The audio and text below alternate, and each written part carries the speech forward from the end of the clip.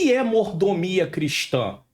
Por que tantos cristãos têm dificuldade de lidar com este assunto?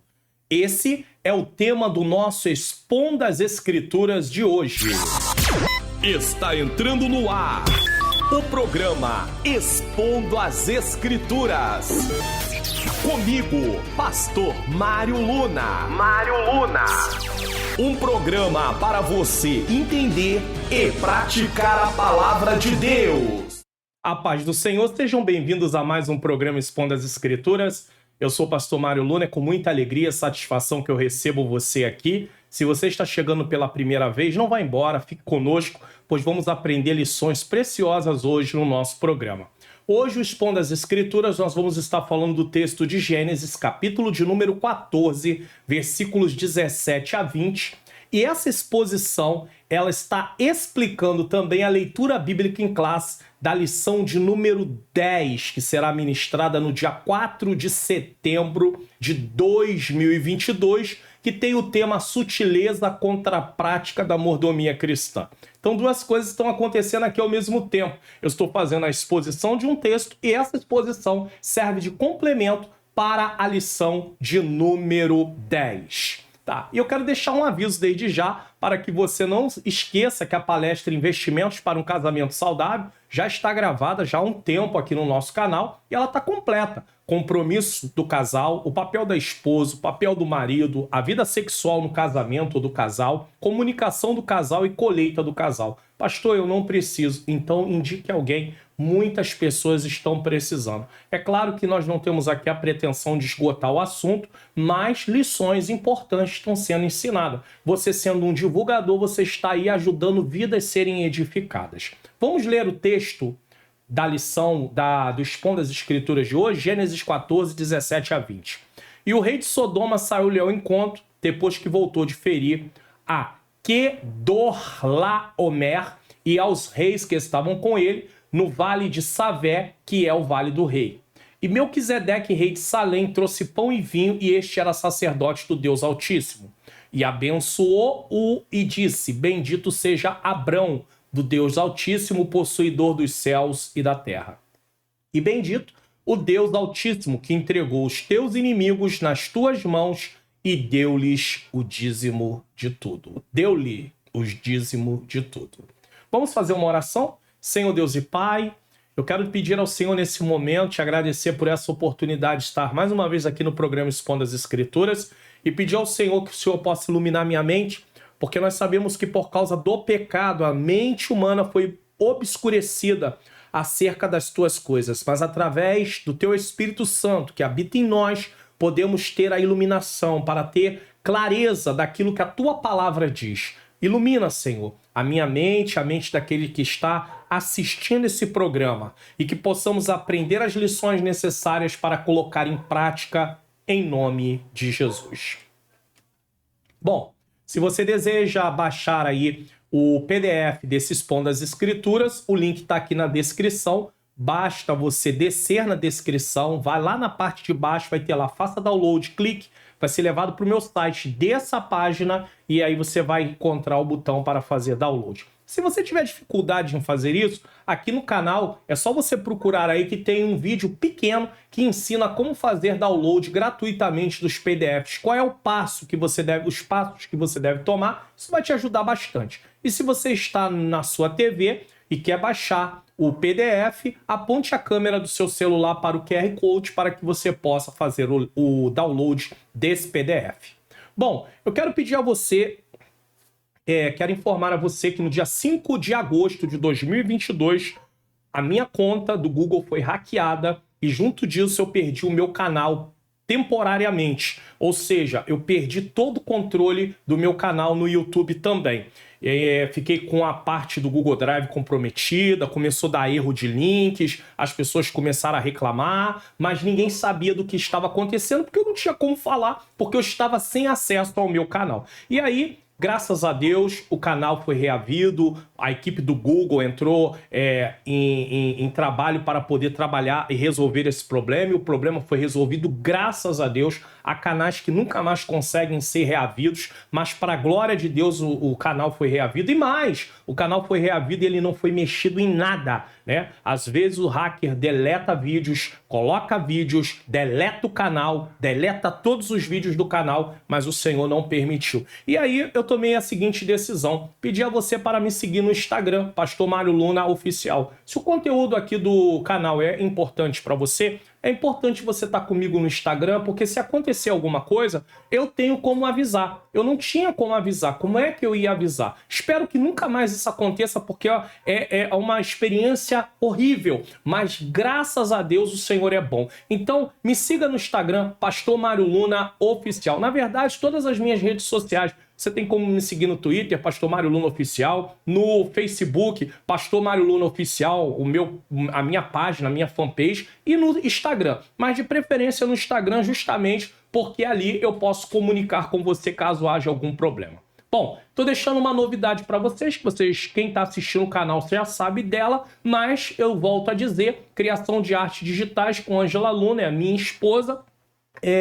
Você pode aí precisar, eu sei que às vezes você é um professor de escola bíblica dominical, às vezes não, e você às vezes não trata diretamente da parte de artes dos eventos da sua igreja, mas sabe quem trata, e às vezes a pessoa precisa. Então tem aí artes para ceia, escola dominical, culto de ensino, congresso, festividade, enfim, vários tipos de artes são feitas. Basta você entrar em contato com ela pelo WhatsApp 21 97176 4015 e fazer aí o seu orçamento. A verdade é que tem artes a partir de R$19,90. Então, entre em contato e veja aí. Tenho certeza, já tem pessoas fazendo artes. Eu quero agradecer a você que já tem entrado em contato e já fez a sua arte. Deus seja louvado, Deus seja glorificado. Introdução. No Expondo as Escrituras de hoje, iremos aprender sobre a sutileza contra a prática da mordomia cristã. Essa exposição, como eu já disse, serve como base da lição de número 10, que é essa lição aqui. Lição de número 10 é a base, porque a leitura bíblica em classe eu estou fazendo Expondo as Escrituras justamente da leitura bíblica em classe. Então ajuda muito você compreender. Para compreender a lição, você tem que compreender o texto da leitura bíblica em classe. Para entendermos a exposição bíblica de hoje, precisamos ter uma compreensão do que trata o capítulo 14 do livro de Gênesis. Sempre que eu posso aqui, eu dou alguma orientação em relação ao que é exposição bíblica. De vez em quando eu falo aqui, né? Tem vários tipos de pregação. Pregação temática, se escolhe um tema, a fé, vamos falar de fé. Também temos que saber que tipo de fé. É a fé salvífica? É a fé como confiança em Deus na vida cristã? Então, pregação temática vai falar sobre um tema especificamente. A pregação textual, também conhecida, ela vai tratar de um texto, mas ela não vai se basear no assunto principal do texto. Agora, a pregação expositiva não. A exposição bíblica, ela se baseia, nós vamos explicando o texto, porque alguém pode pregar uma pregação textual explicando versículo por versículo, mas não está baseado no assunto principal daquele texto. Agora, a pregação expositiva, nós nos baseamos no assunto principal daquele texto, tá? Então, já que aqui é uma exposição bíblica, nós temos que entender do que está tratando o capítulo 14 de Gênesis. Senão, eu não vou conseguir chegar a uma conclusão. O texto fala da campanha militar dos 4 reis do Oriente, da punição aos rebeldes, da libertação empreendida por Abrão e do encontro no Vale do Rei. Então, nós temos 4 eventos dentro do capítulo 14. Olha que coisa linda.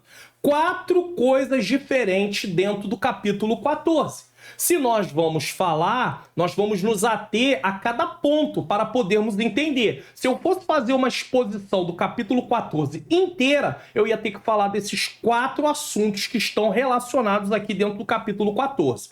Hernando Dias Lopes nos dá as seguintes informações. Esse capítulo retrata o ataque maldoso de uma colisão de 4 reis do norte, representando cidades da área do rio Eufrates. Onde esses reis estavam? Na região do Eufrates. Aí você tem que procurar um mapa, na geografia bíblica, para você poder se situar.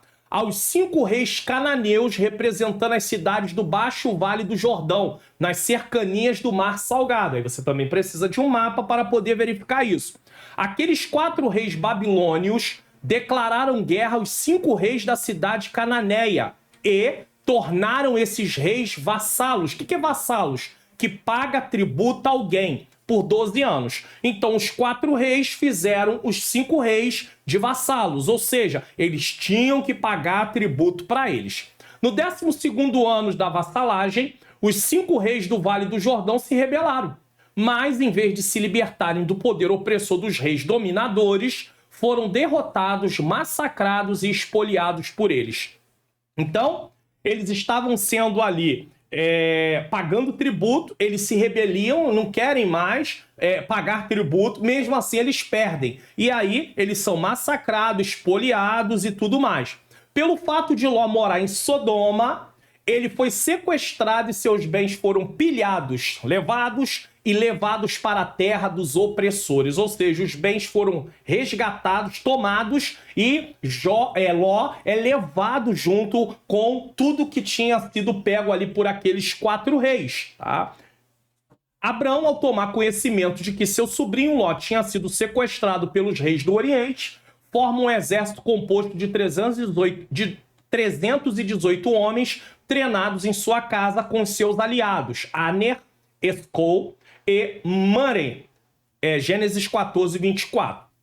Valendo-se de uma estratégia militar eficaz, ele triunfa sobre os reis dominadores, libertando Ló e o povo das 5 cidades, bem como todos os bens que haviam sido saqueados. Então, Abrão, quando sabe que os 4 reis levam cativo seu sobrinho Ló, ele vai ao encontro deles para tomar de volta Ló. Mas ele não toma só de volta Ló, ele toma tudo que aqueles reis haviam saqueado.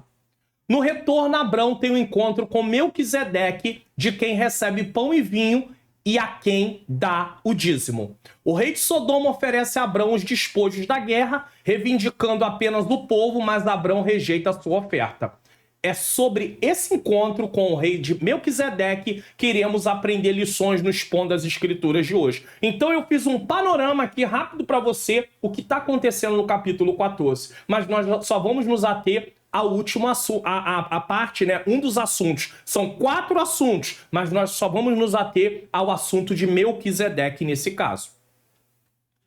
1. O encontro de Abrão com o rei de Sodoma. Abrão, porque ainda o seu nome não havia sido trocado, tá bom? Gênesis 14, 17, mas nós sabemos que estamos falando aqui de Abraão. E o rei de Sodoma saiu-lhe ao encontro depois que voltou de ferir Quedorlaomer e aos reis que estavam com ele no vale de Savé, que é o vale do rei. Quer dizer, o versículo 17 está dentro da nossa leitura. Como já fomos informados na introdução dessa exposição, aqui relata o encontro do rei de Sodoma com Abrão, depois de sua vitória. Nos versículos 21 a 24, esse relato tem sua continuação. Então, no versículo 17, começa-se o relato, aí para-se o relato para entrar a história de Melquisedeque e depois conclui-se o relato. Hernando Dias Lopes nos informa que Abrão, o homem do altar, é agora o homem da espada. Ou seja, para salvar o seu sobrinho, aquele homem que era um homem pacífico, ele tem que pegar em espadas para ir à guerra. O pastor de ovelhas agora é um general de guerra que comanda um exército. Abrão não era um guerreiro. Abrão não tinha estratégia militar de si mesmo. Mas por causa daquela situação especificamente, Deus dá a Abrão estratégia para poder conseguir reaver seu sobrinho, seus bens e todos que haviam sido levados cativos. O homem que abre mão de seus direitos em favor de seu sobrinho não abre mão de seu sobrinho e, mesmo correndo riscos, enfrenta reis poderosos para libertá-lo. Eu fico olhando aqui uma grande lição. Abraão vai correr risco para libertar Ló. Ló é seu sobrinho. Ló havia se apartado de Abraão, escolhido algo que ele achou que era melhor, mas no fim das contas, ele acabou tendo problemas por causa do lugar onde ele estava morando. Então, agora nós vemos Abraão indo buscar seu sobrinho, livrar ele. E quantas das vezes nós, como igrejas, não nos atentamos para isso? Nós somos irmãos em Cristo. Nós precisamos lutar uns pelas causas dos outros, orar um pelas causas dos outros, nos preocuparmos uns com as causas dos outros, mas não é assim. Abraão poderia ter dito, ó, ele se apartou de mim, ele já não está mais sobre a minha responsabilidade, eu estava cuidando dele, mas agora ele seguiu o caminho dele, agora é com ele, ele resolva para lá. Não, Abraão entende, é família, eu vou buscar meu sobrinho. E nós, como é que temos agido e como temos nos comportado com isso, diante disso? É por isso que há necessidade, nós tivemos necessidade da salvação em Cristo Jesus, porque esse descaso, ele é uma característica da natureza pecaminosa. E se eu sou um cristão e continuo tendo descaso, é sinal que o Espírito Santo não está podendo produzir o seu fruto dentro de mim. Então é hora de eu pensar e refletir. Eu preciso que o Senhor produza o seu fruto dentro de mim por meio do seu Espírito Santo, para que eu seja sensível à dor do meu irmão, à dor do meu próximo. Embora o rei de Sodoma soubesse que Abrão pegou em armas somente por causa de seu sobrinho, ele saiu ao seu encontro com a devida honra para demonstrar sua gratidão. O rei de Sodoma sabia que Abrão não era um guerreiro, sabia que Abrão não era um homem de guerra, mas não foi ele que venceu, não foi ele que conseguiu reaver tudo. Então o rei de Sodoma sai ao seu encontro com honras militares para reconhecer o que Abrão havia feito. Podemos perceber que é um dever natural reconhecer os benefícios conferidos a nós. Mas será que eu e você temos reconhecido aquilo que recebemos por meio do Senhor usando alguém? Às vezes é até uma pessoa que não é cristã, que acaba nos favorecendo, nos beneficiando em algo não errado, em algo certo, algo real, verdadeiro, tá? E aí muitas vezes nós somos ingratos, nós não reconhecemos. Isso é um problema. Mas o rei de Sodoma, ele sai ao encontro de Abrão para reconhecer. Mesmo quando não rendidos intencionalmente, mas apenas movido por circunstâncias e ocasiões inesperadas, ou como dizemos, por acidente. Abrão não planejou nada daquilo, mas já que seu sobrinho foi levado cativo, ele vai, junto com seus homens, buscar o sobrinho, buscar os bens e livra todos que estão no poder daqueles 4 reis que foram ali e venceram aqueles outros 5 reis. Abraão não planejou, mas acabou acontecendo, teve que fazer. Nem todas as guerras que se levantam nós estávamos esperando, mas tem horas que nós temos que fazer alguma coisa, temos que tomar uma posição, só que temos que lembrar o seguinte: as armas da nossa milícia não são carnais, mas são espirituais e poderosas em Deus para desfazer toda a artimanha do adversário, mas somente através do poder de Deus.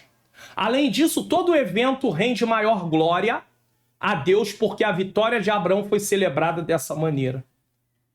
Uma coisa muito comum que acontece é que muitas vezes nós obtemos vitórias e nós não rendemos graças a Deus por essas vitórias. Mas Abrão sabia que não foi pela força do seu braço, pelas suas mãos, pela sua estratégia. Aqueles reis impiedosos, quando enfrentaram Abraão e seus homens, foram derrotados e fugiram. Esta ação do patriarca impressionou muito o rei de Sodoma e também os outros que estavam presos com ele. A intenção do rei de Sodoma ao ir ao encontro de Abraão no vale de Savé certamente era de agradecer-lhe e oferecer-lhe gratificações. O rei tinha ideia. Vou agradecer a ele, vou oferecer gratificações. Ele conseguiu reaver tudo, reaver o povo também.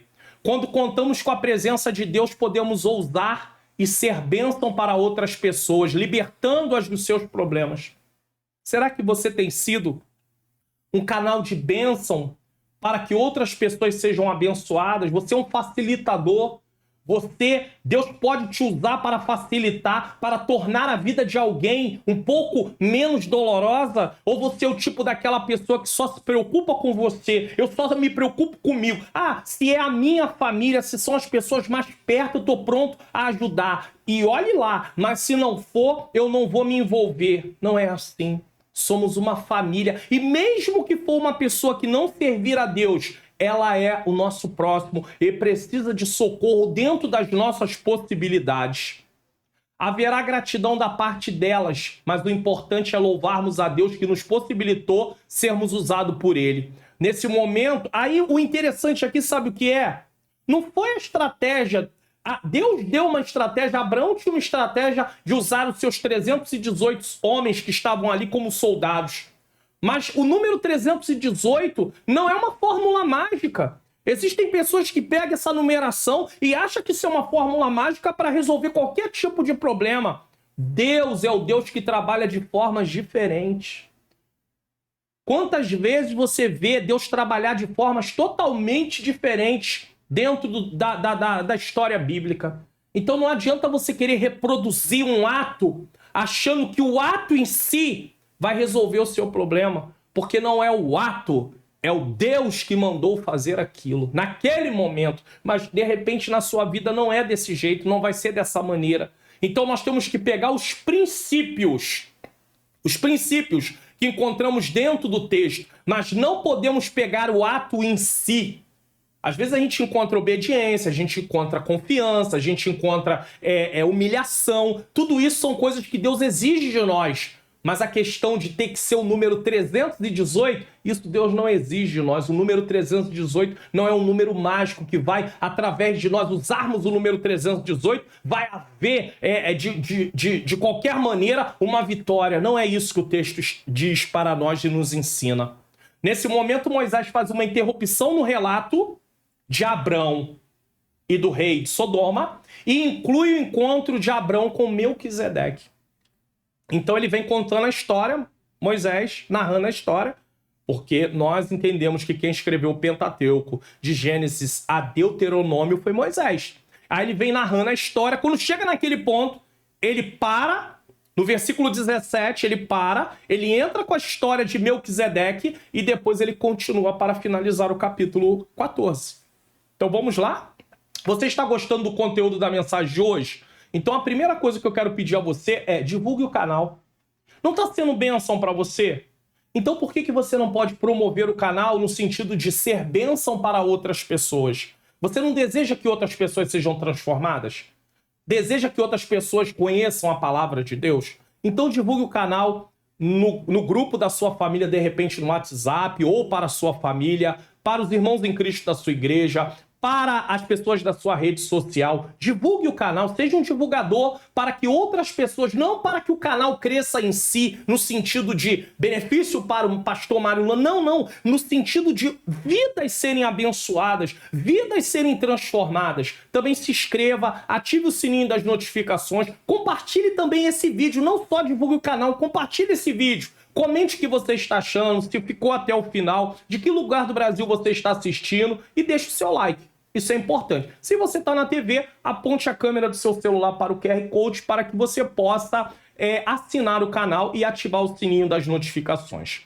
E siga e receba uma mensagem diária de ânimo para o seu coração com a minha esposa Ângela Luna no Quai. Você vai procurar Ângela Luna, se você tem Quai, tá bom? Ela tem um canal no Quai. Ou então você vai segui-la no Instagram, Ângela Manhãs Luna. Ela traz uma mensagem diária de ânimo para o seu coração. E eu quero, inclusive, agradecer a vocês que já estão chegando lá na rede social dela, ou no Instagram, ou no canal do Quai, e estão dizendo, ó, eu cheguei porque o pastor Mário Luna avisou, né, pediu para chegar até aqui, e eu quero agradecer a você, muito obrigado, tá bom? E continue falando, e você que ainda não está seguindo, siga, você irmã em Cristo, siga ela lá também, não tem problema, lá ela tem seguidores, tanto irmãos como irmãs, ouvindo a palavra de Deus, e se você quiser indicar também, faça isso, porque isso é importante. Inclusive, ela tem recebido algum pedido para que ela possa mandar diariamente as mensagens para o WhatsApp. Se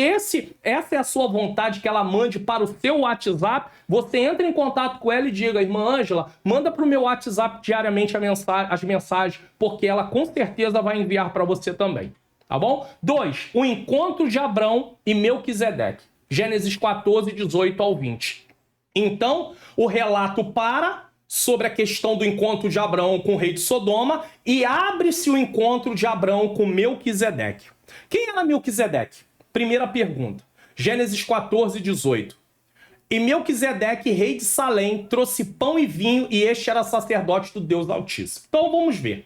A Bíblia diz que Melquisedeque era rei de Salém, mas ao mesmo tempo sacerdote do Deus Altíssimo. O nome Melquisedeque significa rei de justiça, ou meu rei é justo, Hebreus 7:2. Justamente como o nome de Adonizedeque, que significa Senhor justo ou meu Senhor é justo. Josué capítulo 10, versículo 1. Além de Gênesis 14:18, temos uma referência à sua pessoa no Salmo 110:4, que diz: Tu és sacerdote para sempre, segundo a ordem de Melquisedeque. O salmista está falando de Cristo e está falando do rei Melquisedeque. E também nos capítulos 5 a 7 de Hebreus. Então nós temos uma referência em Gênesis 14:18, temos uma referência em Salmos 110:4 e temos algumas referências em Hebreus capítulo 5 ao 7. O texto diz ainda que ele era sacerdote de Deus Altíssimo. E esse rei sacerdote apontava para Cristo. As características seguintes a respeito de Melquisedeque ilustram o caráter de Cristo como verdadeiro sacerdote daquela ordem divina. Um rei não podia ser sacerdote ao mesmo tempo. Ou bem ele era sacerdote, ou bem ele era rei. Mas Jesus, sacerdote e também rei. Isso é interessantíssimo, porque o nosso Jesus maravilhoso, o nosso Rei dos Reis, o nosso Senhor dos Senhores. Primeiro, Melquisedeque era sacerdote por seu próprio direito, não em virtude de suas relações com os outros. Então, ele não era sacerdote porque dependia de alguém, porque veio da ordem de alguém, não. Ele era sacerdote por direito próprio, ou seja, não era de ordem de ninguém, humana, tá? E 2, era sacerdote para sempre, sem substituto nem sucessor. Então, ele não tinha um substituto, alguém que ia o substituir nesse caso. Então ele não pertencia a uma ordem, como a questão dos sacerdotes que tinham ali por causa da ordem da parte levítica, né? Segundo Levi, da tribo de Levi, tá? De Arão, vindo da família de Arão, ele não tem isso. Melquisedeque não pertence a isso. Ele foi ungido com óleo, mas ele não foi ungido com óleo, mas com o Espírito Santo como sacerdote do Altíssimo. Não ofereceu sacrifícios de animais, mas pão e vinho, exatamente os dois elementos como símbolos da ceia que Cristo instituiu e simbolizavam seu corpo partido na cruz pela humanidade. Então Melquisedeque ele não oferece sacrifício de animais, ele oferece pão e vinho. Como símbolo, né? Mais tarde viria Cristo instituir a Santa Ceia e usa justamente o quê? O pão e o vinho.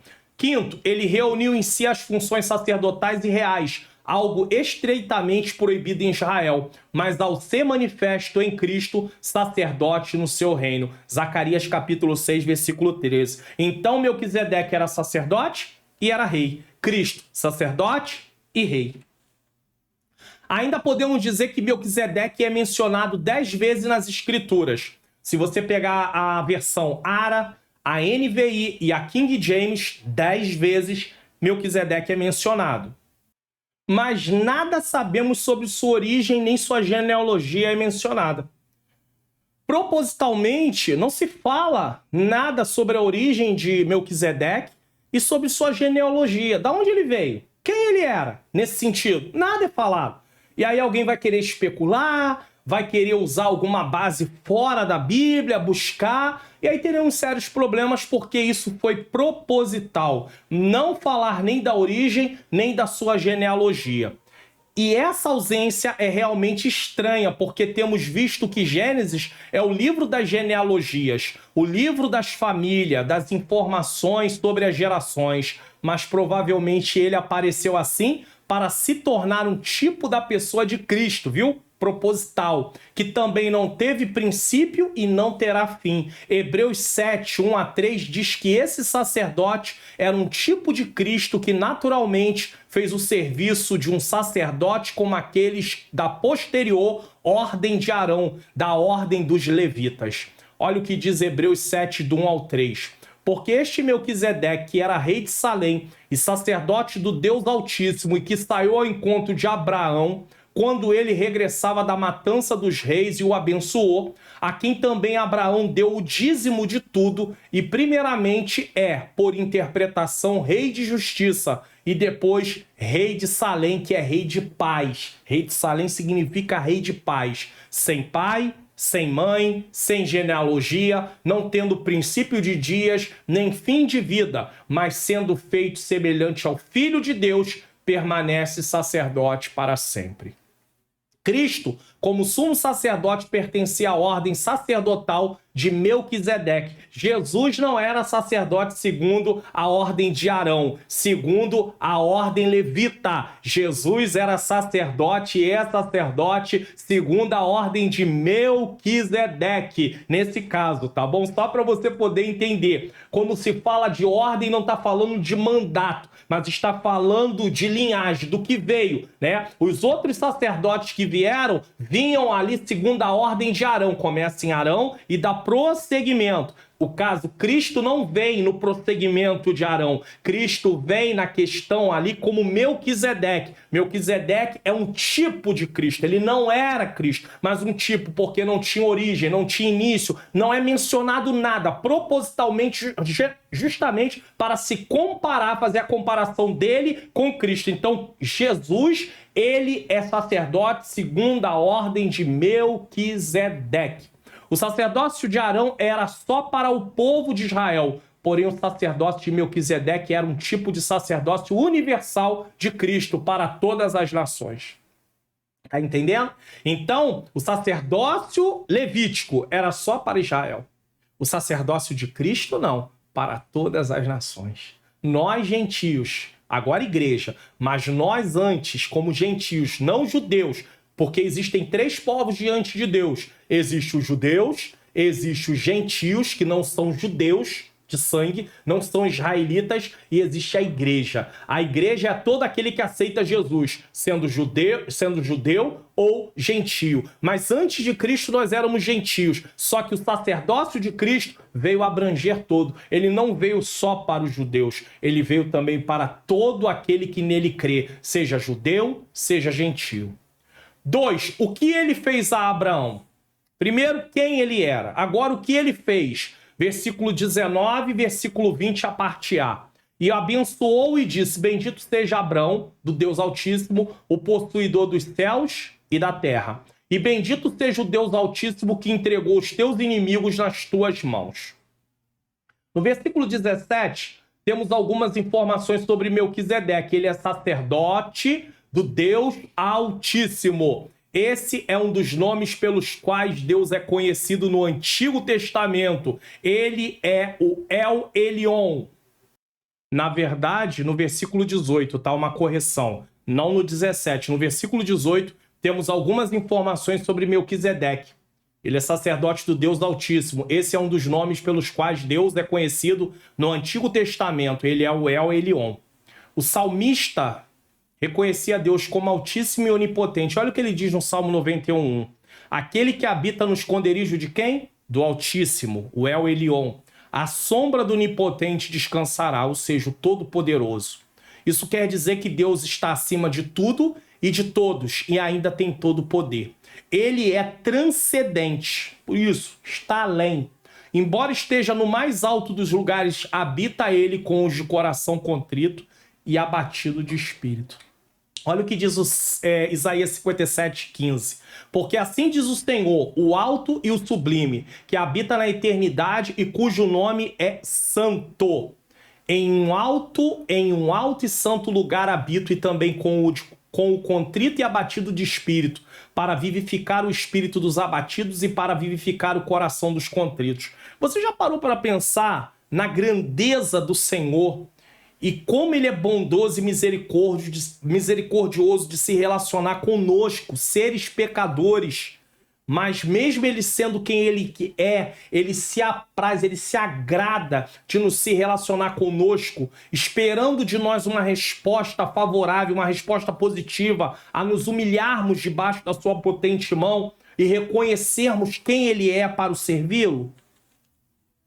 Esse rei sacerdote, sendo superior a Abrão, Melquisedeque, sai ao encontro dele e o abençoa.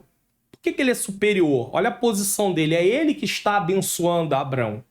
O texto não diz como Melquisedeque ficou sabendo da vitória de Abrão com seus homens. O texto não diz isso. A Bíblia não se preocupa, o relato bíblico não se preocupa em escrever isso. Os detalhes são importantes quando são descritos no texto bíblico, mas quando não existem detalhes, precisamos nos concentrar nas informações que temos.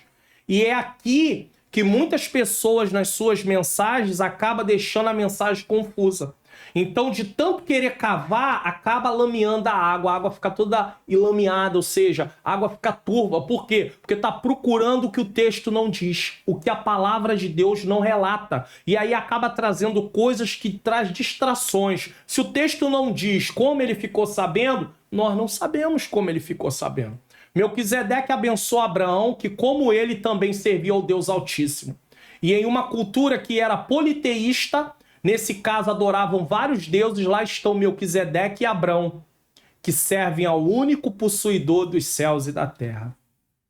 E você e eu? Diante de uma cultura politeísta, quantas pessoas adorando a tantos tipos de deuses por aí, com letra minúscula? Mas nós servimos ao Deus Criador do céu e da terra. Somos melhores? Não. Esse Deus está pronto a receber todo aquele que crê no seu Filho Jesus Cristo como Senhor e Salvador. Basta que eles reconheçam Jesus. O rei sacerdote Melquisedeque, na bênção impetrada sobre Abrão, deixa claro que tudo pertence a quem? A Deus. Ele diz isso na bênção que ele fala. É importante frisar isso aqui, nesse ponto, para entendermos no final do relato o que motivou Abrão a dar o dízimo de tudo para Melquisedeque. Então, quando você entende que a bênção de Melquisedeque ela está ligada a declarar que tudo pertence a Deus, você também vai entender, a partir do tudo pertence a Deus, por que Abrão dá o dízimo de tudo para Melquisedeque.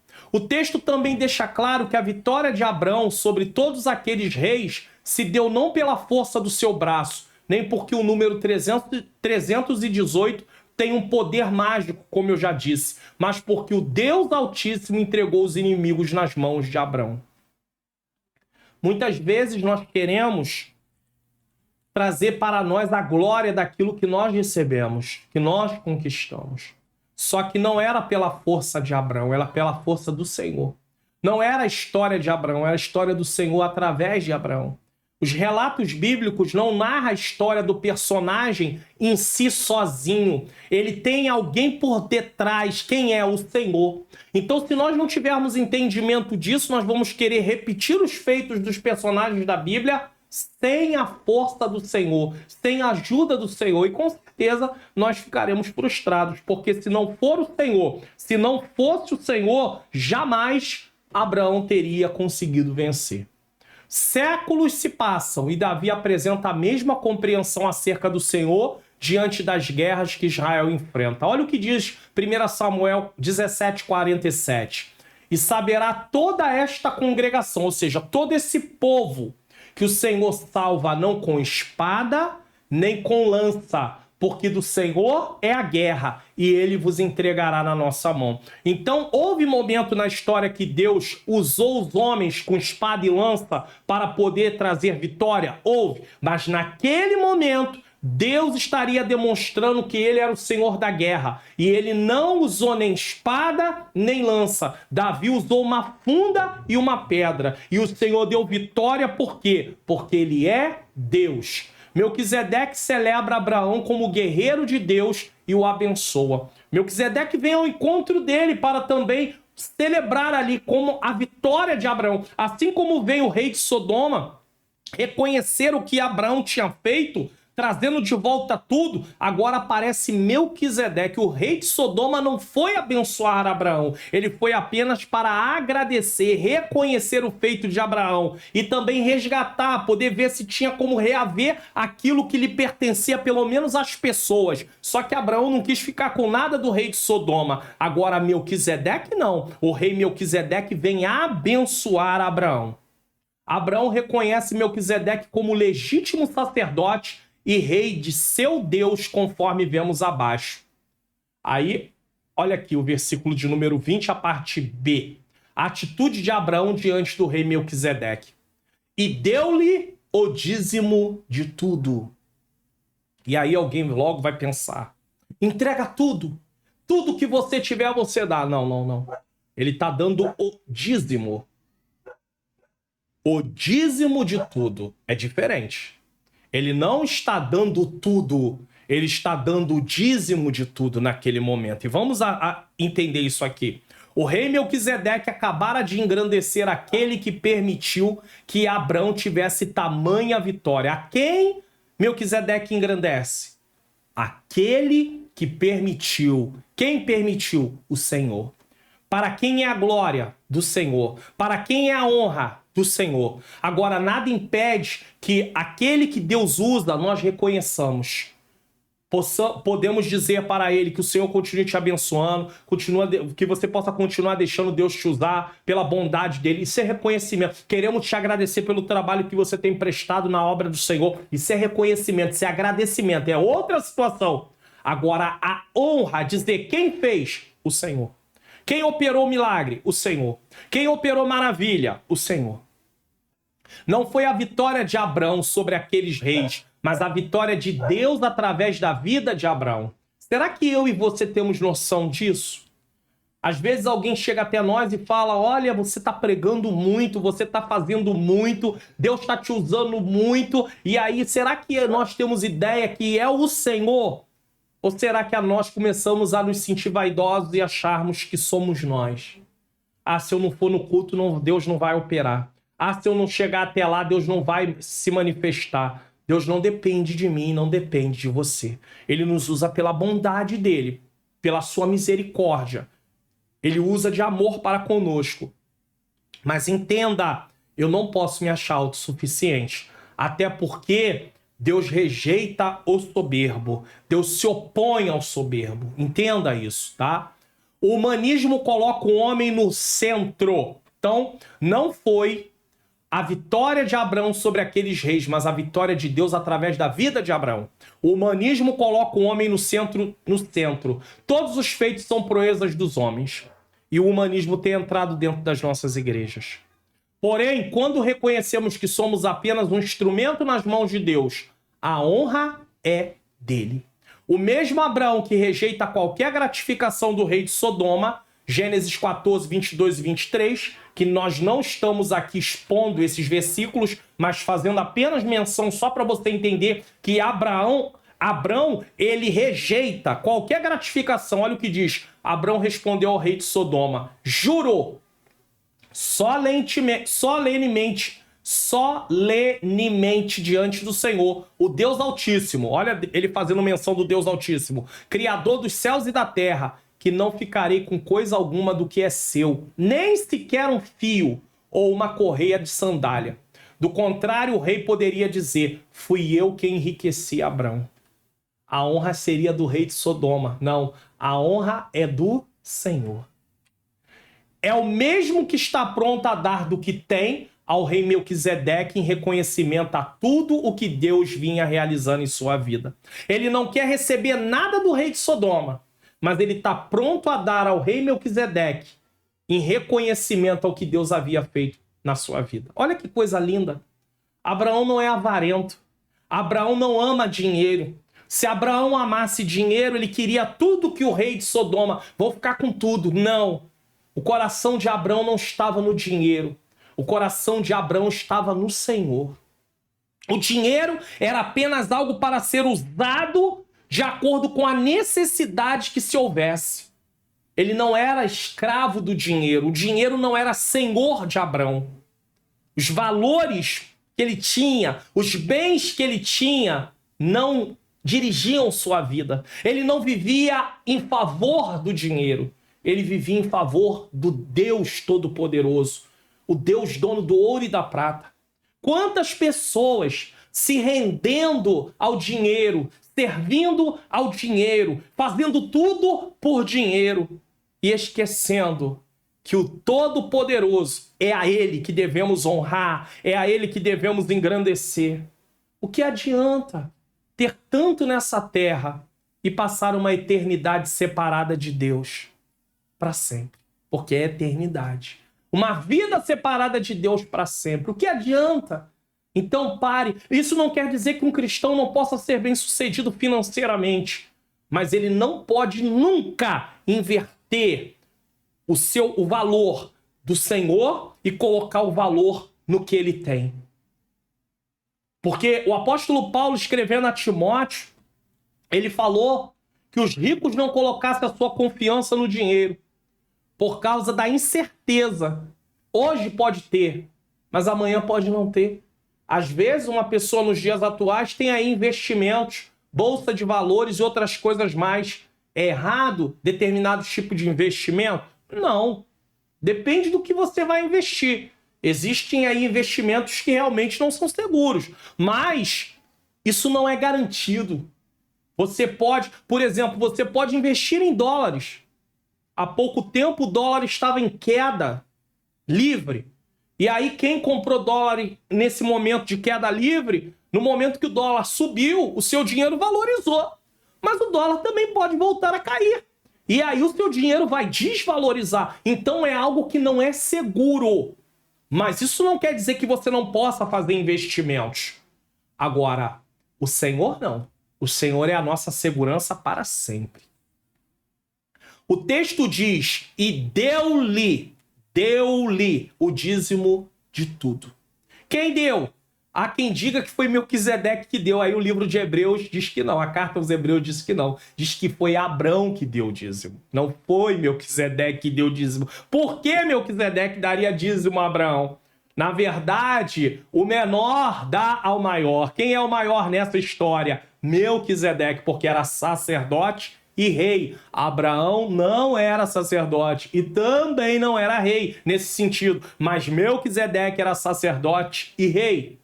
O texto diz que deu-lhe o dízimo de tudo. Então, Abraão entrega ao rei Melquisedeque, que era um tipo de Cristo, a 10ª parte de tudo o que tinha. Alguém desavisado vai dizer, não, ele deu a 10ª parte do despojo que trouxe lá e que ele ficou do rei de Sodoma. Não, ele não quis nada do rei de Sodoma. Ele só deixou só para os homens o que era de direito, mas ele em si não pegou nada. Então ele deu dízimo do que era seu. Não podemos achar que foi dos despojos de guerra, pois ele não aceitou nada dos despojos. Gênesis 14, 23, está aí a prova. E juro que desde um fio até a correia de um sapato não tomarei coisa alguma de tudo o que é teu, para que não diga eu enriqueci a Abrão. Deu para ver? Tá aí a prova. Então, ele não deu do despojo do que ele trouxe de volta o dízimo. Não, ele deu do que era seu, dele. Né? Você não pode entregar o dízimo de coisas que não são suas. Você tem que entregar do que é seu. Você não pode ofertar daquilo que não é seu. Você tem que ofertar aquilo que é seu. Davi nos dá uma lição sobre isso. Ele faz a contagem do povo. Não era para ele ter feito a contagem do povo. Deus traz uma praga, está destruindo tudo. Quando chega na cidade de Jerusalém, Deus usa de misericórdia.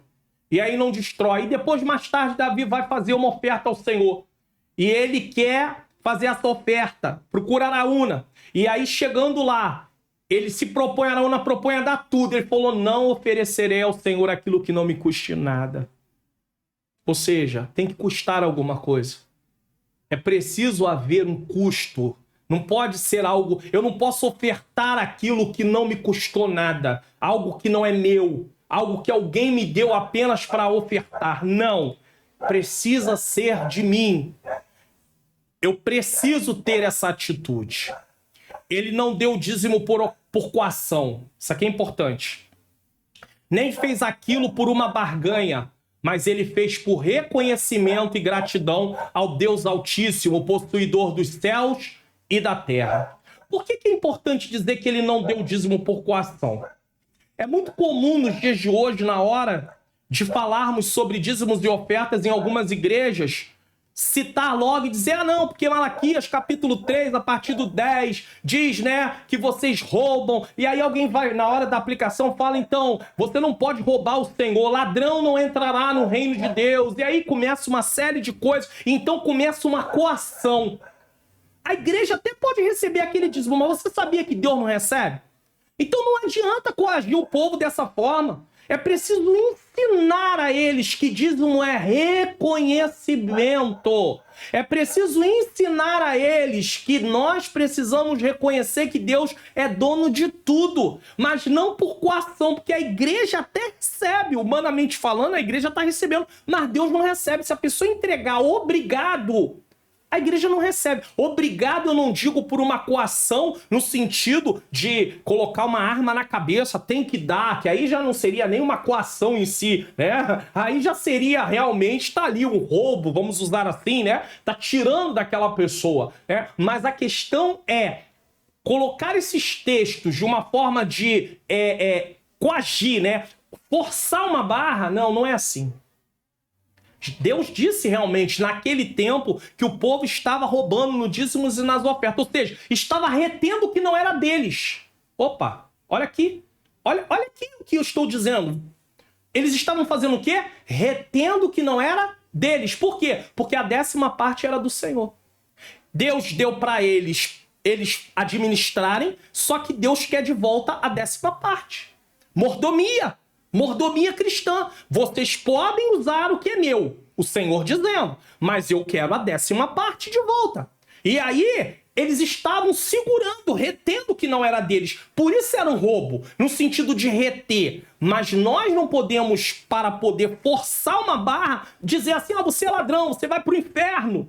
Aí fica parecendo que você vai para o céu por aquilo que você faz e não por aquilo que Jesus fez. Que coisa é essa? Salvação é pelo que eu faço ou é pelo que Jesus fez? As obras são consequências de uma vida salva, mas ela não é motivo. Ninguém vai ser salvo pelo que faz. Somos salvos pelo que Jesus fez. Agora, a prova da nossa salvação, que realmente temos uma vida de salvo, é as obras que passam a nos seguir. É a forma como começamos a nos comportar. É a nova vida que nós temos agora. Mas nós não podemos ficar usando por coação o tempo todo essas coisas, porque as pessoas às vezes vão entregar uma coisa que na verdade o coração delas não está com vontade de fazer. Mas se não tem outro jeito, vou fazer. Deus não recebe. Então nós temos que ensinar para que Deus possa também receber. O salmista expressa isso com muita clareza. Olha aqui, ó. Salmo 24:1. Do Senhor é a terra. De quem é a terra? Do Senhor. De quem é a terra? Do Senhor. E a sua plenitude, o mundo e aqueles que nele habitam. O dízimo fala da 10ª parte.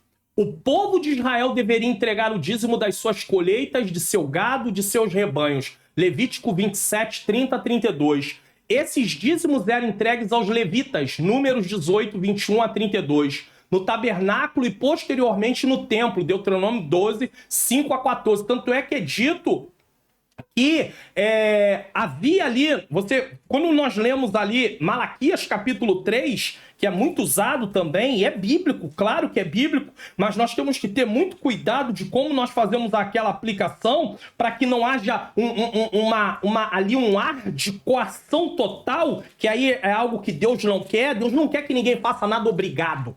Vai ser obrigado. É igual aceitar Jesus. Vai aceitar Jesus obrigado. Não adianta, não foi de coração, não vai permanecer. Quando você pega Malaquias capítulo 3, versículo 10 em diante, você vai ver que o versículo 10 diz assim: trazei todos os dízimos à casa do tesouro para que haja mantimento na minha casa. Casa é templo ali, no sentido, né? Deus se manifestava no templo. Então, era levado aonde? No templo. E o templo estava ali, o lugar onde guardava os mantimentos, estavam vazios. Por quê? O povo não estava levando. Começou a haver sacerdote levita que estava abandonando o sacerdócio, estava abandonando ali o cuidado com as coisas sagradas. Por quê? Porque eles não tinham o que comer. Então o que eles fizeram? Vamos trabalhar. Vamos trabalhar. O que eu vou fazer? Eu não tenho o que comer, o povo não está trazendo, o povo não está obedecendo à ordem de Deus, porque os dízimos e as ofertas eram para poder manter ali a questão dos sacerdotes, dos levitas, naquele tempo do Antigo Testamento. E aí agora não tem. Aí o que faz? Eles começam a largar a coisa, a ordem de Deus a nível de cuidar das coisas sagradas e começar a cuidar da vida deles. Aí, olha o que acontece. E nos dias de hoje, não há tantos lugares que poderia aí ter alguém que está sendo mantido pela obra e não quer fazer, e aí a obra de Deus está perecendo, porque é totalmente diferente uma igreja que tem um obreiro que está ali em tempo integral e um obreiro que não está em tempo integral, que muitas vezes trabalha a semana toda. Eu não estou dizendo que o obreiro não possa trabalhar a semana toda, mas eu estou mostrando que ele nunca vai poder se concentrar realmente na obra que ele está fazendo. Por quê? Porque ele está dividido. Ele não está apenas para uma coisa, ele está dividido entre duas coisas, duas obras totalmente diferentes. Servir a Deus, ir no culto, prestar adoração é uma coisa. No sentido, né, a adoração a Deus é uma coisa, e servi-lo no sentido de prestação de obras para o Senhor é outra coisa totalmente diferente. Então, a grande verdade é, muitos obreiros que estão na frente de obras estão totalmente divididos. Às vezes, a igreja realmente local, ela não tem recurso para isso, mas existem lugares que existe esse recurso e não se reconhece. Aí o que acontece? A obra sofre. É simples assim, a obra sofre, como estava sofrendo nos dias de Malaquia. Sacerdote, ó, num termo aí carioca, estavam metendo o pé e indo embora. Não. Eu vou procurar o que fazer, eu vou trabalhar, eu vou procurar porque eu preciso comer, eu preciso beber, eu preciso me cuidar. Não é isso? Não tem jeito, certo? Se a viagem era longa, demais para transportar cereais, frutos e animais, o dízimo poderia ser convertido em uma soma de dinheiro. Então, se o lugar onde tinha que entregar o dízimo era longe, eles poderiam fazer o seguinte, eles poderiam vender para poder converter numa soma de dinheiro. Está claro que a prática do dízimo não teve origem em Moisés. Teve? Não, claro que não. Engana-se quem defende isso, pois Abraão pagou o dízimo a Melquisedeque mais de 400 anos antes da lei ser dada.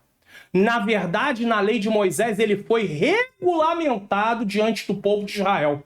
Mas ele já existia muito antes da lei, o dízimo. Olha que coisa maravilhosa.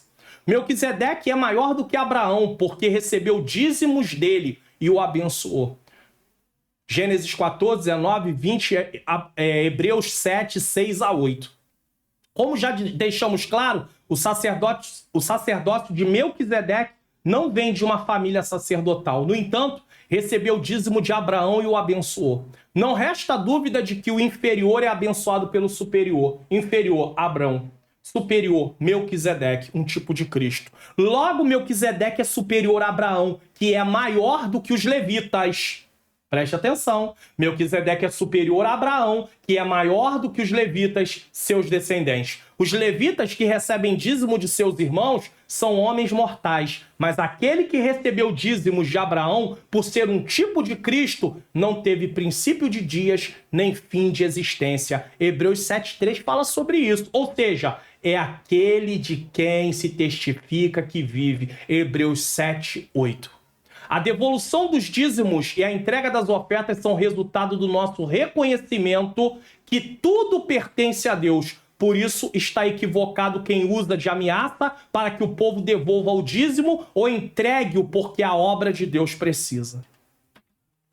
Se eu for entregar dízimo só porque a obra precisa, vai chegar um momento que as pessoas começam a olhar para dentro do templo e começa a perceber que nenhuma alteração está sendo feita, porque o que tinha para fazer já foi feito. E aí, como é que eles vão continuar entregando o dízimo se a desculpa, a motivação é porque a obra precisa? Aí ele olha e fala, precisa de quê? Ah, já tem bastante, tem gente aí entregando, já dá para pagar a luz, já dá para pagar isso, pagar. Não está sendo feito mais nada, não estou vendo mais nada. Eu até parabenizo igrejas que colocam, não valores, mas que mostram as obras que são feitas. Eu parabenizo, parabéns. Tem igrejas aí que bota lá na tela lá o que está sendo feito. Isso é muito importante, porque aí o povo sabe de fato o que está acontecendo. Mas tem lugar que não fala nada. Apenas diz assim, não, irmão, se você quiser você vem aqui ver, irmão. Você sabe que ninguém vai ver coisa nenhuma. Não vai ver. Então é mais fácil mostrar onde está sendo aplicado o valor. Não mostrar os valores. Porque há pessoas realmente que podem ter má índole e tá ali vendo e se aproveitar por uma outra situação. Mas mostrar o que está sendo feito. Isso é importante. E aí, se entrar por esse caminho de dizer que você entrega por ameaça ou porque a obra precisa, vai ter gente que vai dizer, não precisa, tô vendo isso quebrado, aquilo quebrado, tá sendo entregue e nada tá sendo feito. Então não entre por esse caminho, entre pelo caminho de reconhecimento que Deus é dono de tudo e eu estou apenas devolvendo aquilo no qual me foi ensinado, a palavra de Deus me ensina.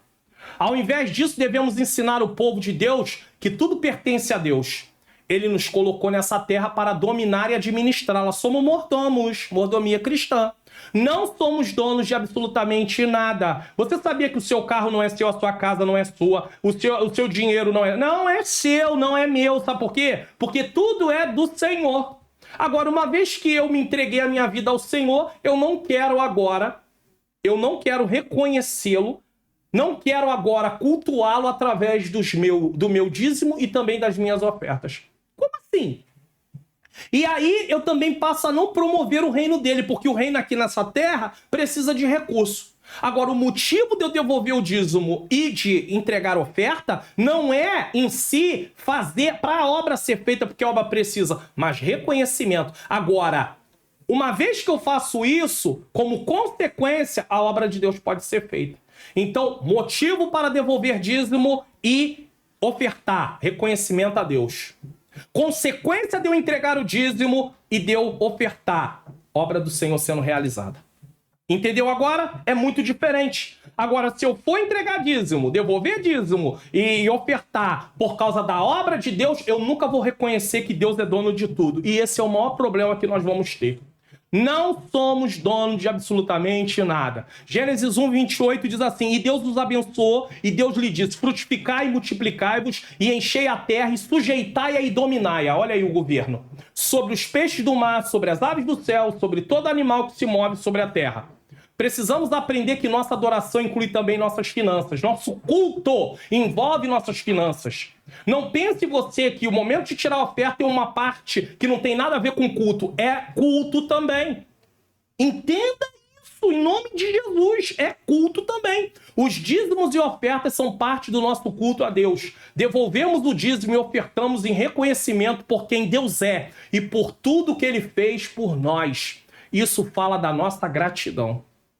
Então, todas as vezes que eu devolvo o dízimo, todas as vezes que eu oferto, duas coisas estão ali, evidentes. Reconhecimento, porque somos apenas mordomos, e gratidão, porque Deus tem cuidado de nós. Ah, pastor, agora é claro, como é que você vai entregar o dízimo se você não tem emprego? Você não recebe nada. Dízimo de 10% de nada é nada. Como é que você vai ofertar se você não tem emprego? Como é que você vai fazer? Então, nesse momento, o seu culto é a sua adoração. Realmente não tem finanças. Mas se você trabalha... Ah, pastor, eu trabalho, mas o dinheiro está sendo pouco. Ei, lembre-se de uma coisa. Todos nós, às vezes, acabamos querendo, sentimos-nos tentados a pensar assim. Alguns até já falharam em algum momento em devolver o dízimo, em ofertar. Nosso Deus usa de misericórdia, perdoa, tá? Mas entenda uma coisa, se você for pensar assim, você nunca vai entregar o dízimo, você nunca vai ofertar. Sabe por quê? Porque a gente está sempre precisando de um monte de coisa. É verdade que a obra de Deus precisa de recurso, mas esse não é o motivo de devolvermos o dízimo e entregarmos nossas ofertas. Não é o motivo. Isso é consequência. A manutenção da obra é consequência do nosso reconhecimento. Entenda, motivo de entregar dízimos e ofertar. Honrar ao Senhor. Reconhecimento ao Senhor.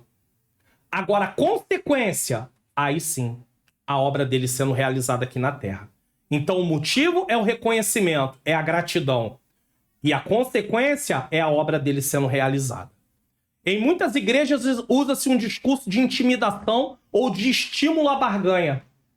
Dá tanto que você vai receber tanto. Então Deus é o gênio da lâmpada, né? Ele tá lá só para, né? É a troca, a base de troca. Você vai e você faz e Deus vai fazer também. Como se ele precisasse disso, né? Ao invés disso, deveríamos nos ocupar antes do recolhimento dos dízimos e ofertas de uma palavra que ensine o que a devolução do dízimo e a entrega das ofertas é um ato de reconhecimento por quem Deus é, desculpe, e por tudo que ele tem feito. Em quantas igrejas vão fazer uma oração para recolher dízimos e ofertas e não fala mais nada? Depois reclama que a receita da igreja está ruim. Você não ensina. Ensina biblicamente, não ensina com coação. Ensine biblicamente, mostre. Abraão não faz. Melquisedeque não pediu dízimo para Abraão. Abraão reconhece, entrega. A palavra de Deus nos ensina que o dízimo é bíblico, as ofertas são bíblicas. E o que a gente faz? Reconhece. E eu não tô. Se você vai botar aí no comentário que você não concorda, que o dízimo é pro Antigo Testamento, eu só vou deixar para você lá agradecer por você participar do canal. E eu não vou entrar em discussão, porque se o seu coração tá fechado, Deus não vai receber seu dinheiro realmente, não. Ele não vai receber, não recebe sua oferta, não recebe seu dízimo, não recebe nada. Seu coração tá fechado. Então não adianta. Não vai ser um valor proveitoso para a obra dele.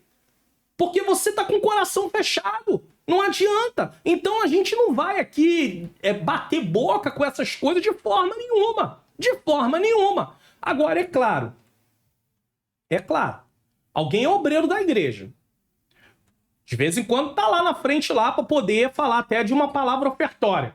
Se ele não oferta e se ele não entrega dízimo, aí fica difícil. Aí realmente. Aí alguém vai dizer, então quer dizer que uma das qualificações para ser um obreiro da igreja tem que ser dizimista. Mas como é que ele vai ensinar uma coisa que ele não vive? Então ele está desqualificado, ele não é irrepreensível. E se ele não é irrepreensível, não serve para o ministério. Está enquadrado em 1 Timóteo capítulo 3, aí acabou. Mas não é pela questão em si do dízimo, e se por causa do que ele está fazendo. A não entrega do dízimo não é que ele... então quer dizer que a qualificação para ser obreiro é de ser dizimista, não é ser irrepreensível. Não tem motivo para ser chamado a atenção. E se ele não entrega dízimo, ele tem motivo para ser chamado a atenção. Um membro pode falar assim, como é que esse obreiro está falando aí de dízimo se ele não entrega dízimo? Deixou de ser irrepreensível. Então ele está desqualificado. Tá entendendo agora? Não é a questão em si, mas é a falta de ser irrepreensível. Deixou de ser irrepreensível. Então, é por isso que a igreja também tem que ensinar essas coisas. Porque aí fica parecendo o seguinte, agora a qualificação para ser obreiro é ser dizimista. Não é que está escrito que a qualificação é ser dizimista, é ser irrepreensível. E se uma pessoa não entrega dízimo e está ensinando sobre dízimo, ele deixa de ser irrepreensível. Acabou. Abraão sabia muito bem que a adoração a Deus incluía seus recursos financeiros, pois, afinal de contas, tudo que ele tinha foi Deus que o abençoou. Isso aqui é importante. Abraão reconhecia que tudo que ele tinha foi Deus que deu. Um obreiro, ele está ali fazendo a obra do Senhor, ele está ensinando o povo. Então ele tem que também reconhecer que tudo que ele tem foi o Senhor que deu.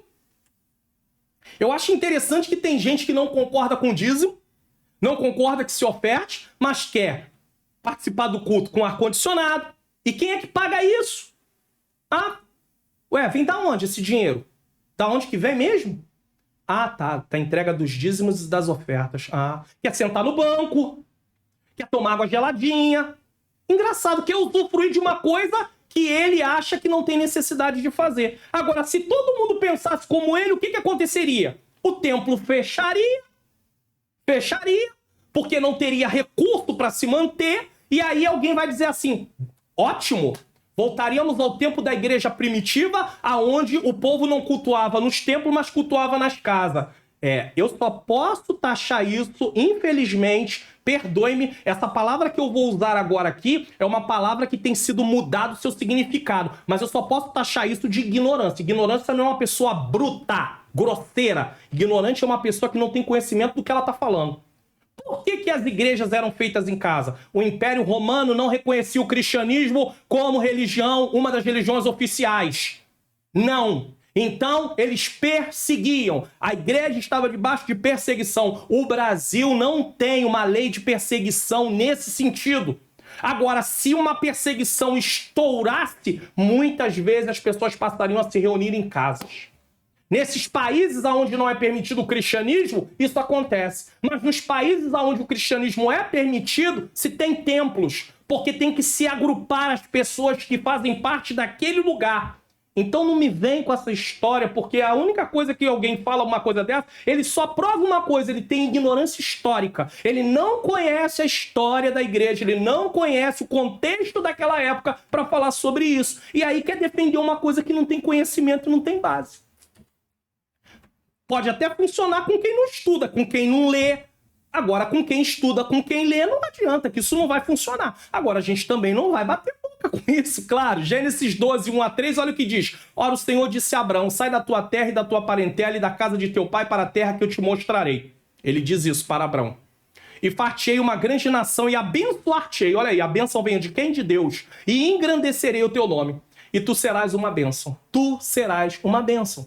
E abençoarei os que te abençoarem, e amaldiçoarei os que te amaldiçoarem, e em ti serão benditas todas as famílias da terra. Por fim, se Abraão, pai dos cristãos, pai da fé, sim, a Bíblia faz menção disso, pagou dízimo a Melquisedeque, entregou, devolveu.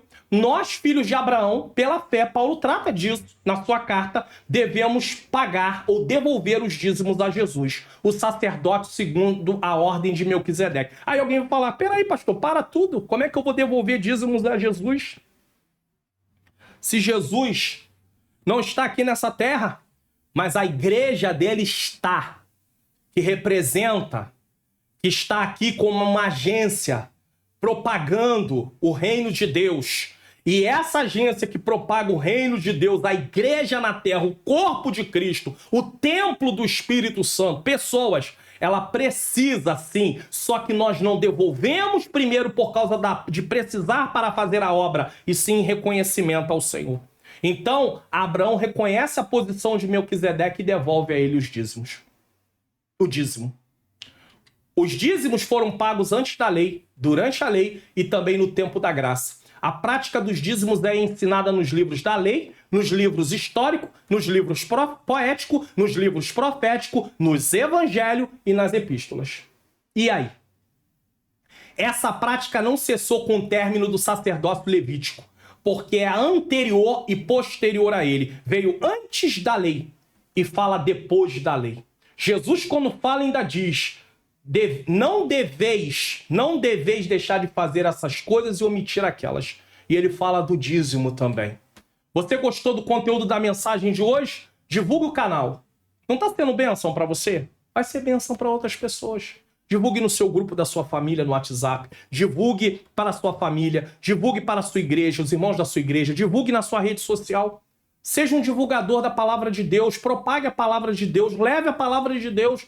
Quem sabe você não tem muito tempo para sair por aí ensinando, pregando, mas você pode divulgar um trabalho como esse, a mensagem que é pregada aqui, para que outras pessoas sejam alcançadas. Se inscreva no canal, ative o sininho das notificações, comente o que você achou dessa mensagem. Se você ficou até o final, de que lugar do Brasil ou fora do Brasil você está assistindo, deixe o seu like e compartilhe, tá bom? E quero dizer a vocês, se você quiser... baixar tudo num único lugar, você pode ser membro do canal. Aqui, ó, na descrição do vídeo, na descrição, tem um botãozinho aí no YouTube, seja membro, mas se você quiser, clique no link, porque você vai assinar e você vai para uma plataforma e lá vai ter tudo. Todos os PDFs expondo as escrituras, teologia e a vida cristã, e também tem o PowerPoint das lições da EBD. Só da EBD que tem o PowerPoint. R$ 14,99 por mês você vai estar semeando no meu Ministério de Ensino, caso você queira. Porque se você também não puder, você ore por mim, tem os PDF gratuitos. Cada vídeo você basta clicar no link, vai para o meu site, faz todo o procedimento. Mas se você for assinante, você não precisa fazer esse procedimento, porque vai estar tudo lá, tá bom? Se você está na TV, aponte a câmera do seu celular para o QR Code. Conclusão, aprendemos no Expondo as Escrituras de hoje sobre a sutileza contra a prática da mordomia cristã. A contra, tem gente pregando contra. E você reconhece sua adoração culto? Você reconhece que sua adoração culto envolve seu dízimo e suas ofertas voluntárias? Você reconhece ou... Não, oferta e dízimo não faz parte de culto, é? Ou você é do tipo que por avareza prefere dizer que Deus não precisa de dinheiro ou que tudo isso era apenas para o Antigo Testamento? De repente você é uma dessas pessoas. Agir dessa forma é ceder à sutileza contra a prática da mordomia cristã. Pense nisso. E cuidado! você que vai botar aí no comentário, dizendo que nós falamos isso porque os pastores querem viver do dízimo, se aproveitar do dízimo. Se tem alguém se aproveitando do dízimo, quero deixar bem claro aqui, ele vai prestar conta a Deus. Isso aí nós não temos dúvida. Mas não é porque tem alguém que pode usar o dízimo de forma errada que nós vamos dizer que dízimo não é bíblico, que entregar oferta não é bíblico. Se você congrega numa igreja que você acha que é muito mal administrado os valores, procure outro lugar para congregar, se realmente está provado isso. Agora, você não está liberado em dizer, não preciso mais entregar dízimos de oferta porque o pastor aqui tem muita gente séria por aí, tá bom? Então não bota todo mundo dentro de um saco, não. E eu posso até falar porque eu, no momento, não estou dirigindo igreja, sou apenas um simples pastor auxiliar. Vou dizer a data para você, dia 15 de agosto de 2022. Não sei daqui para o futuro, mas nesse momento eu não sou pastor presidente, não sou pastor dirigente de congregação, para você não dizer assim, tá falando isso porque também vive de dízimo e oferta. E se vivesse, não estaria com a minha consciência pesada, porque o próprio Jesus disse que o obreiro é digno do seu salário. Lembrando a você que Jesus tirou Pedro do trabalho e Pedro era casado. Um deles, né? Pedro, Tiago, João, André, tirou um montão de gente. E teve que passar a sustentá-los porque eles não iam viver de vento. Então, preste bem atenção, quem fala isso é totalmente desconhecedor do contexto bíblico da situação. Paulo cita mais de umas 3 vezes sobre a questão de o obreiro ser digno do seu salário. Pedro também faz menção disso. Agora aqui eu não estou defendendo o obreiro só pensar em realizar a obra porque vai ser assalariado. Não. Se a motivação de alguém é entrar no ministério por causa de dinheiro, vai fazer qualquer outra coisa, menos fazer a obra de Deus nesse sentido aí, porque você vai ter sérios problemas. O receber é consequência e nunca o motivo. Vamos espiar qual é o próximo Expondo as Escrituras? A sutileza das mídias sociais. Uma área aí que eu gosto, mídia social, né? Essa parte aí, ó, tá? Dentro da mídia social, muita coisa tem acontecido aí, levando pessoas para delitos. Nós vamos fazer uma exposição de Romanos 12, do 1 ao 3, versículo 16 e versículo 17. E não se esqueça, palestra Investimento para um Casamento Saudável, tá pronta? Assista, se você ainda não assistiu. Mande para alguém que precisa ou divulgue. Bota lá na sua rede social. Quem sabe alguém veja e fala, eu tô precisando, fulano tá precisando. Seja um divulgador. Me siga no Instagram, já expliquei por quê. Eu te dei um motivo muito importante. Se você me segue no Instagram e alguma coisa aconteceu, eu posso te avisar por lá. Eu posso fazer uma postagem por lá. Fora isso, no Instagram também tem a possibilidade lá de você interagir com outras postagens, eu responder caixas de pergunta e resposta e por aí vai, tá bom? Siga minha esposa no Angela Luna, diga que eu indiquei uma mensagem de ânimo para o seu coração, ou no Instagram. Se você deseja receber essa mensagem todos os dias aí pelo seu WhatsApp, fale com ela lá, que ela te coloca no grupo e você passa a receber diariamente a mensagem também. Vamos orar? Senhor Deus e Pai, Pai amado e Pai querido, eu quero te agradecer por esta mensagem de hoje. Não é fácil não, Senhor, falar sobre esse assunto. Dízimos e ofertas, mordomia. Porque quando se fala em dinheiro, mexe-se no nosso bolso. E há muita resistência de algumas pessoas. Nós somos contra a barganha. Quanto mais der, mais vai receber. Mas também contra a mesquinhez, contra a avareza, Senhor. Ajuda-nos, Senhor, a reconhecer o Senhor, a cultuar o Senhor também com as nossas finanças. Eu entrego essa causa nas tuas mãos. Nos ajuda, Senhor. Nos ajuda a não falharmos. Nos ajuda, Senhor, a te honrar, a te reconhecer, a sermos gratos também com os nossos valores, com as nossas finanças. É o que eu te peço e já te agradeço em nome de Jesus. Bom, tô deixando para você aqui algumas indicações de vídeo, tá bom? Não deixe de assistir. Que o Senhor abençoe a sua vida, abençoe a sua família e até o próximo programa Expondo as Escrituras.